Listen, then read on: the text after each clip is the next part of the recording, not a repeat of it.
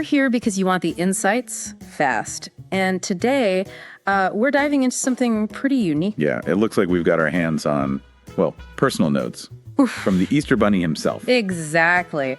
We're talking pet peeves, the real reasons for the eggs, apparently, and even, like, his favorite movies. It's quite the collection. Our mission today is basically to piece together what these notes tell us about the challenges and, well, the personality behind the fluffy tail.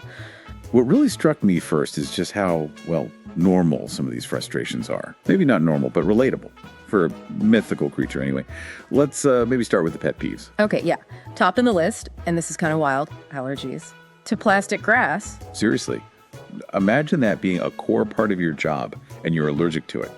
Run. Right. And then there's, let's say, digestive issues from all the hopping and, well, probably the candy. He mentions tiny round movements, which... we probably don't need to unpack that too much, but okay, noted. What else? Get this. Constant calls from Elmer Fudd. No, really?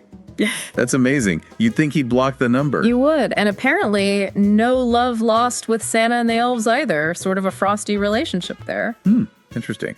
No holiday mascot solidarity then. It paints a picture of, like, separate universes almost. Yeah, totally.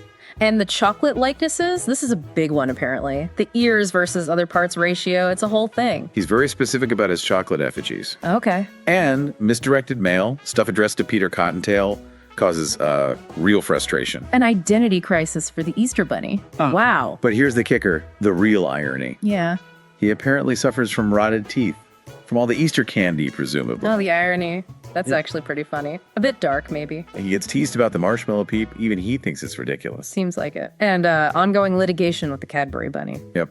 Legal bunnies, who knew? Oh, and he mentions avoiding a certain rough part of town.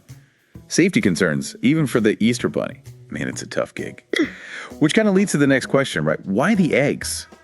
Why go through all this? Well, the reasons are unexpected. First up, a tax write-off. A tax write-off, seriously. That's the main reason. According to these notes, it's a big factor. Plus, he apparently considered the alternative Easter bricks. Easter bricks. Okay, yeah, eggs sound way better than finding bricks in the garden. Good call. And he mentions the variety, you know? Scrambled, fried, poached. It's like a selling point. A versatile product. He's got a good pitch. And a deal with local chickens, you said. Uh-huh. Smart sourcing. But then there's this darker angle.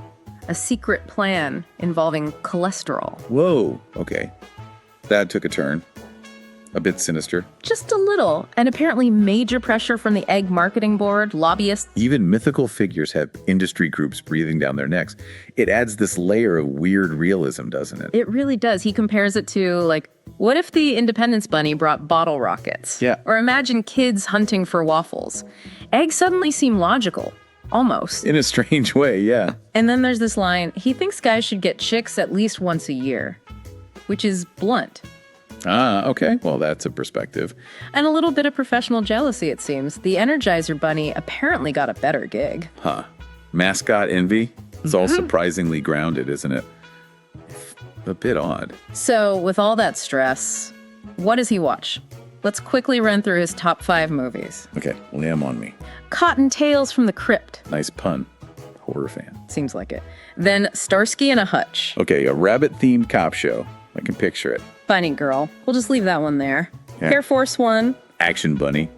Harrison Ford with floppy ears. Maybe. And finally, a classic, Roger Rabbit. Well, that one makes perfect sense at least. A bit meta. So, yeah, the movie list definitely shows a certain taste, genre-bending, rabbit-centric stuff. It adds another layer to the surprisingly complex figure we're piecing together. Absolutely.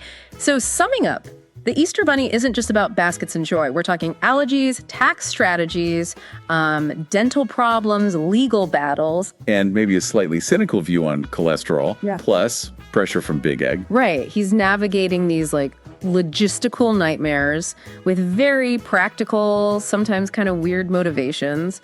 And he relaxes with bunny puns in movies. It definitely gives you a different perspective on the whole tradition. It shows there's often a lot more complexity, maybe even absurdity, behind these figures we think we know. Exactly. So maybe the next time you're out there hunting for eggs, you'll think about the bunny dealing with plastic grass allergies and possibly plotting about cholesterol levels. It makes you wonder, what other legends have these kinds of hidden, maybe mundane, maybe totally bizarre backstories? Definitely something to chew on.